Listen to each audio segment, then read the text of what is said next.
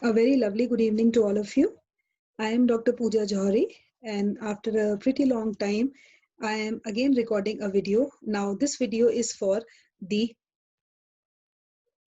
FMGE aspirants, those who are preparing for FMGE exam. Now, all of you know this exam is going to be conducted on 31st of August. And if we talk about our subject biochemistry, 17 marks have been assigned for biochem. So you can very well imagine what quantity this subject holds. So today my video is on last minute revision points, and the topic which I have taken is our carbohydrates. Very important topic, and obviously the questions have been asked on this carbohydrates. Now see, how do we define a carbohydrate? I have to simply define it, simple it is the polyhydroxy derivatives of aldehydes and ketones. So on hydrolysis, they are going to give these aldehydes as well as ketones, isn't it? So we can classify carbohydrates as the ones which have a aldehyde as the functional group and which has ketone as the functional group. So let's quickly revise what all can be asked from carbohydrates. Now see, the minimum number of aldehyde, or let me just maximize the screen so it will be easier for you guys. Now the minimum number of aldehyde or keto group is 1. Always remember, because it is the functional group, it cannot be more than 1. The minimum number of hydroxyl group is 2. Very true. And the minimum number of carbon atoms is 3. That is why we say first stable या reference carbohydrate which we take, it is glycerol aldehyde. Aldehyde, which has 3 carbon atoms, isn't it? So basically the entire nomenclature depends on this glycerol aldehyde molecule. If I have to draw the structure of this, glycerol aldehyde has aldehyde, right, as the functional group, and you can see here the number of carbon atoms are 1, 2 and 3. That is what it said. Minimum number of carbon atoms is 3. The minimum number of hydroxyl group is 2. You can see that.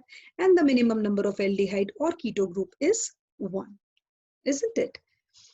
Now see, if we see its isomer is dihydroxyacetone.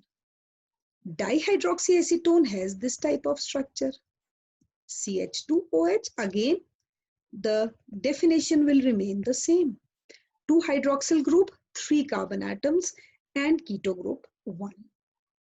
So we say this parent group is glycerol aldehyde, and on the basis of this particular structure, the entire biochemistry, the entire isomerism is based. If I say that OH group is on the right hand side, it would be D. If I say it is on the left hand side, it would be L. Right? And this is nothing but it is stereoisomerism. Again, I'm not going to take each and every term because this is simple last minute revision points. That is why I'm just, superficially touching them. And this was the question which was asked in the exam. How many stereoisomers glucose has? So the formula for calculating is 2 raised to power n. और ये n क्या बताता है? ये बताता है number of chiral carbon atoms. If I see in case of glycerol aldehyde, as it is visible also, the number of chiral carbon atoms are only 1. Because all of you are familiar with chiral carbon atom in which all the 4 substituents attached are different. So अगर हम glycerol aldehyde की बात करें 1, so it will have 2, which means 1D and 1L. Similarly, if we compare the structure of glucose with it, glucose has 2 raised to power 4, which means it has 16 carbon atoms. So 8D and 8L. And then these are the definitions which have been most frequently asked in the exam. What are anomers? Anomers are the isomers which differ at C1 position. And epimers are the ones which differ at any other position except C1. For example, glucose and mannose. If I say mannose is a C2 epimer of glucose, allose is a C3 epimer of glucose, and galactose is a C4 epimer of glucose. This was the question which was asked in the exam. Right? And idose is a C5 epimer of glucose. So these are again some of the very, very important definitions on which questions can be asked. So basically what I'm trying to tell you here is there is a difference between anomers and epimers. Anomers are the ones which are differing at C1. Epimers are the ones which are differing at any other carbon atom except C1. Now, the sugar which has a free anomeric carbon atom. Again, I'm repeating it. The sugar which has free anomeric carbon atom is known as a reducing sugar. And the sugar which does not have a free anomeric carbon atom will automatically be known as a non-reducing sugar. Now, how to remember the examples of this? Always remember only sucrose and trehalose are the non-reducing sugars which are present. Except these, all are reducing sugars, whether it is glucose, whether it is fructose, whether it is galactose, whether it is lactose, whether it is maltose. Right? Then we move over to the third slide, enantiomers.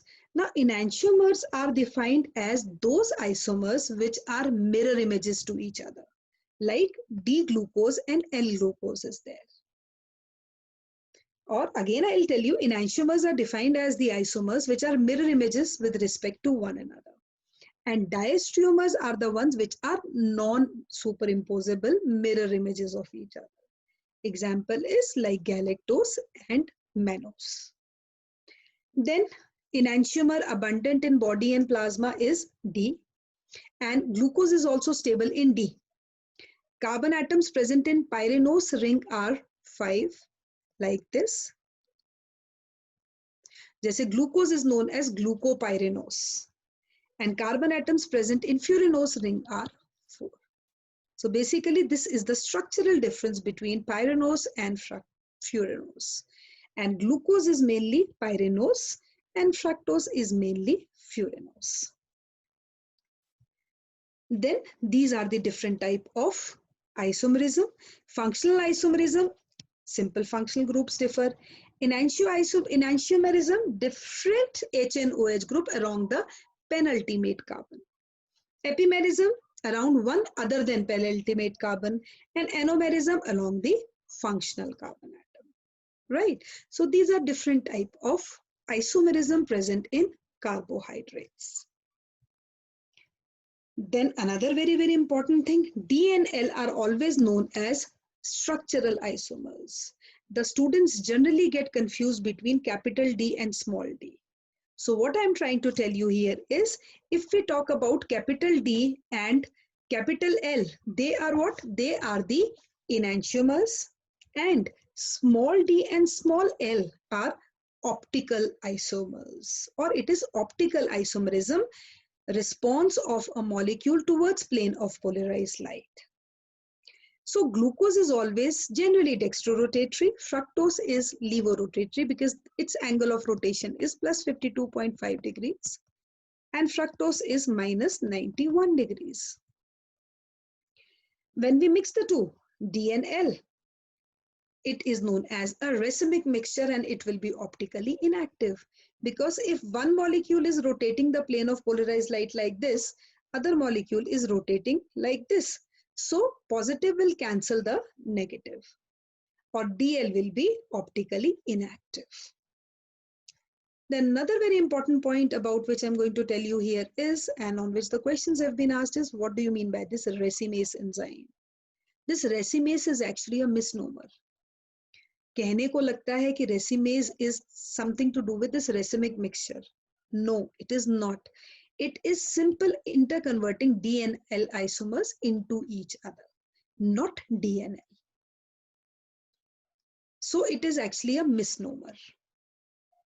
Is it clear? So these are again very, very important points regarding the isomerism. Then this is one classification of carbohydrates as per their functional groups. Just now I told you either they will have an aldehyde or they will have a ketonic functional group. So you can see the examples. Triose, example is this. Tetroses, example is this. Pentoses, example is this. Hexoses, example is this. Heptoses and nenoses. So this is classification as per the functional group. Is it clear to all of you? Because generally the questions which have been asked in the exam are regarding these metabolites only. And best part to remember this is they are linked as isomers with respect to one another. Then solution of glucose is dextrose. And all of us know glucose is the main source of energy for brain, RBCs, retina, cornea, testis, renal medulla. RBCs, very important, can use only glucose, whether it is the fed state, whether it is the fasting state, or whether it is the starvation. Right? So they always use glucose because RBCs, they lack mitochondria. So no TCA cycle is operative there. This is again a very important concept which you people should know, on which question can be asked. Then these are the reactions of monosaccharides. As you can see, they can undergo oxidation, they can undergo reduction. What are the important products synthesized during oxidation of carbohydrates or monosaccharides? If oxidation is at first carbon, it is aldonic acid. If it is at 6 carbon atom, it is uronic acid. And the example is glucouronic acid, which is synthesized by a alternative pathway of oxidation of glucose, that is uronic acid pathway, isn't it? And glucouronic acid is one of the very, very important detoxifying agent. It is basically acting as a xenobiotic agent. And if oxidation takes place at both the positions, it is saccharic acid. Then reduction में glucose undergoes reduction forming sorbitol, which is responsible for the snowy flaky cataract. Galactose leads to the formation of galactitol or dulcitol, which is responsible for the formation of oil drop cataract. And mannose leads to mannitol, which helps in reducing the intracranial pressure. So these are what? These are the reduced and oxidized products of monosaccharides. Then these are the examples of disaccharides. Di means 2. So when 2 monosaccharide will combine, it will become a disaccharide. Physiologically, these are the important disaccharides. Maltose, the question which can be asked in the exam are regarding the linkages. Maltose has alpha-1,4, lactose has beta-1,4, sucrose has alpha-1,2, and sucrose is a non-reducing sugar. As just now I told you, trehalose alpha-1,1, non-reducing. Isomaltose alpha-1,6, but it is reducing.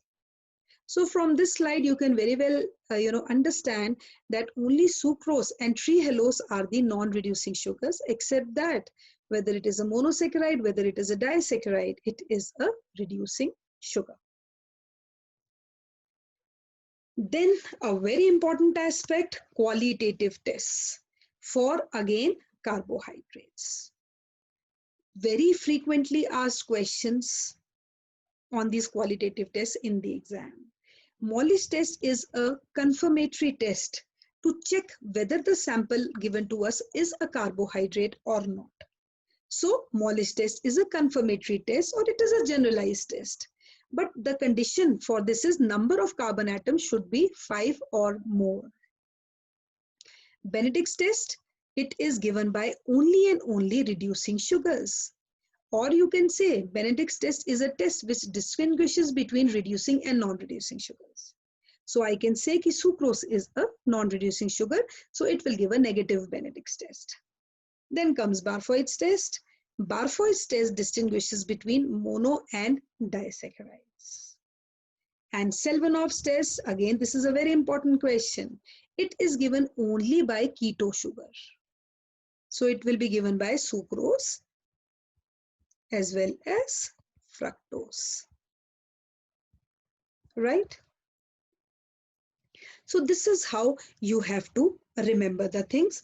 Now let's quickly summarize what all we have studied. I have given you the classification. You should know what is the difference between capital D and L, which are the enantiomers, and you should know what is the difference between small d and L, which are the optical isomers. You should know about the racemic mixture. I told you that if we talk about racemic mixture, it is optically inactive. Right. Then you should know about the anomers differing at only C1. So we can say alpha and beta are the ones. Then we come over to epimers, which differ at any other position except C1. As I told you, as I gave you one example also, galactose is a C4 epimer of glucose. Right. So this was a very short video from my side just to explain about monosaccharides and disaccharides. I hope these are clear to you. In my next video, I am going to take polysaccharides. Again, we are going to discuss the important points, last minute revision points regarding polysaccharides. So that like till 30th, I'll try to, summarize the things, and I'll try to discuss major topics so that when you are going to appear for your exam on 31st, 95%, I should say, of biochemistry should be clear to all of you. Is it clear? So I think this is more like what all we discussed. Let's finish it now only, and tomorrow I'm going to take your class on, I'm going to record a video on polysaccharides. Till then, take care. Bye-bye.